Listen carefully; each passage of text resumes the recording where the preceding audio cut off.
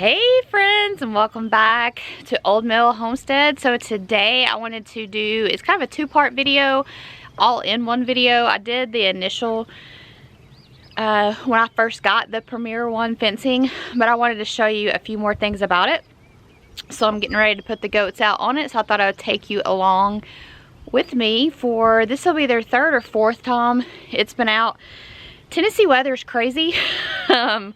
It got down to 19 last week, and then today it's supposed to be 79. So we're kind of picking and choosing what days they actually get out. So let me show you one feature of the fencing. So this is the panel. This is where it gets its electricity. It's from the solar panel. It comes with this stake that you stake into the ground, and then you have two of these. This black one goes to the metal post, and then this one, orange one down here, attaches to the fence, to the charger on the fence. So I wanted to show you that. Right now I've been carrying this inside when we're not using it because we don't really have a place to store it, and with the weather being as crazy as it has been, I just didn't want to leave it out. So right now I've been carrying it in, which is why it's on the porch, and the fence is over there. But I'll show you the rest, and here we go. Okay, so here is where I have the fence currently set up. Here is the goat yard, and they're ready for their fence. I have it set up kind of partially in the garden spot, and here it's been right on the other side of my car for three times, I think twice. Let me show you all you have to do. So when the panel comes, you just install the battery in here, right down here, and then you put these two on. You attach the black one right here, and then the orange one is gonna go to these on both sides of the fence as soon as we get the goats in. But I want to get them in first. I've got this facing south for as much sun exposure. So I'm gonna go ahead and open it up a little bit because I need the goats to go in. So we're just gonna make a little opening. They are completely ready to go. So we're gonna bring them in. The way I've found has been easiest for me is just to grab some feed and they follow me straight in. So I just throw a little bit of feed. It defeats the point of putting them on pasture if I overload it with, so they're definitely ready. And they know what all of this means. I'm just gonna leave the gate open. I am gonna carry my bucket with me because if I don't, they will go ahead and start eating. And it's fairly simple. These guys know what feed is. There's Miss Java, Mr. Roo. They are aware what feed is, so they pretty much come straight with me.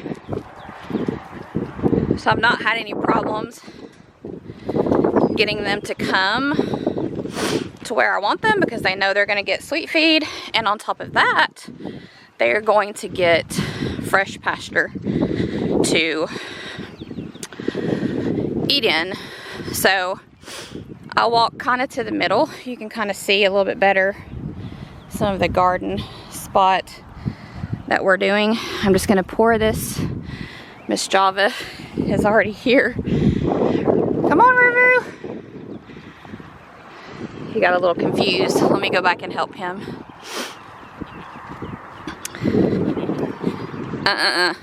Yeah. Did you get confused? Come on. Roo. There we go. Okay. I'm just gonna leave the bucket there.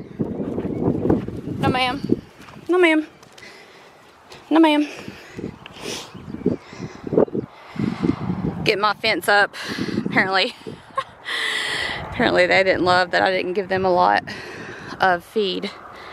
So I don't worry about putting it too close together.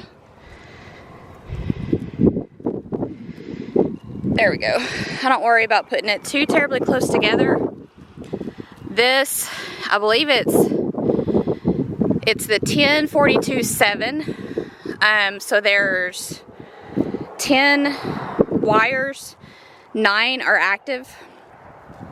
or electrified once you plug it in, and then It's 42 inches tall, and I can't remember what the 7 means, but you can look it up on Premier Fencing. So we got this. Let me go ahead and hook this up real quick, and then I'll show you the rest.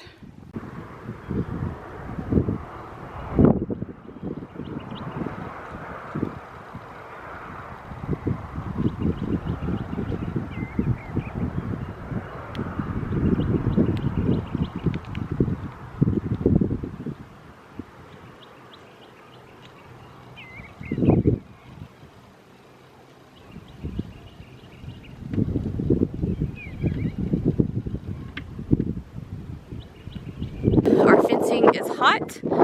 All I had to do is put the stake in the ground. You can nail it in. I've never found the need to do that. It pushes in pretty well, and connect the black connector there. Connect the fencing and connect the orange connector. I'm not sure if you can hear it in the video, but you can hear it popping. You have options down here. There's max output, off, or energy saver. And then I did not bring my tester out with me. It comes with a tester, but I forgot and left it inside. So here is kind of the area that I want them to work in. Hopefully this weekend we will have the tiller. We are going to till the first time. This has been cattle land and horses for probably 200 years, and we've already tested the soil. It's great. So you can see the rows that Nick kind of made in between. Some of them are growing up taller, but so we're going to till it the first time for sure, and then we'll probably try the no-till method and then till if needed. So I know people have strong opinions one way or the other. The goats are enjoying being out there.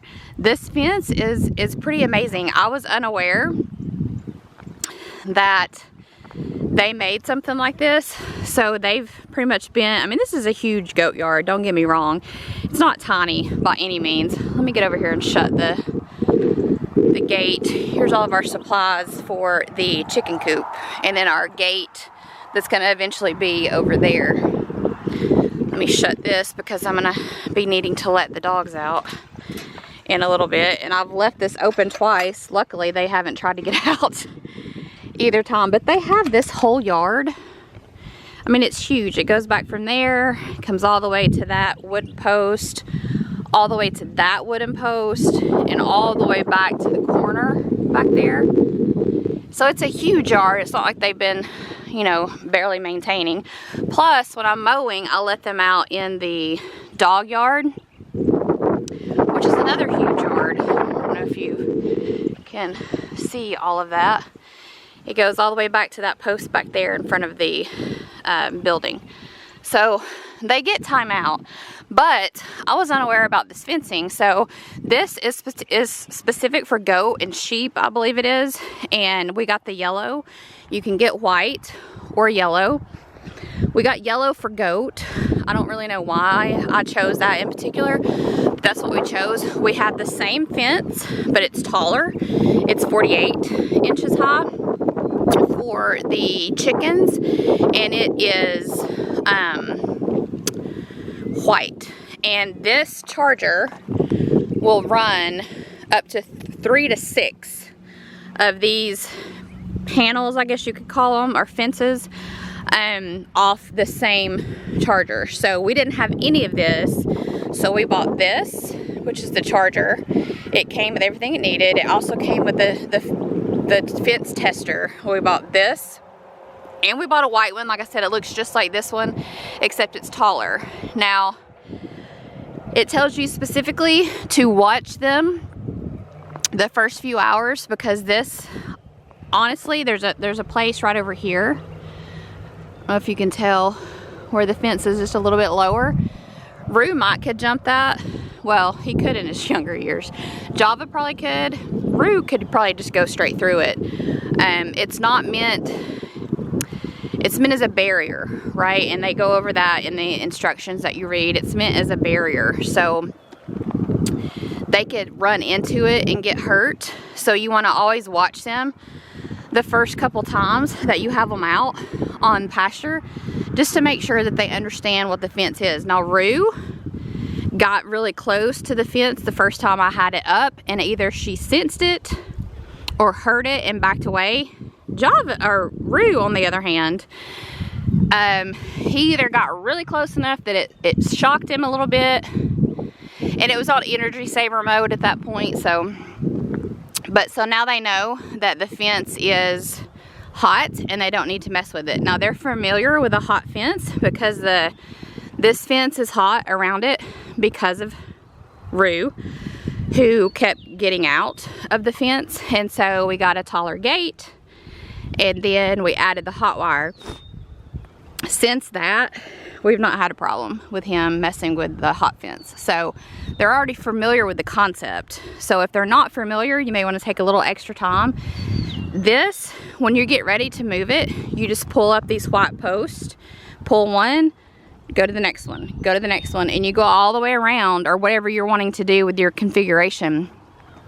And just keep, you know, the top piece at your hip, and let the piece with the spike go down toward your feet. It helps keep it from getting tangled and easy to move. Now what I've been doing is, when they were over on the other area,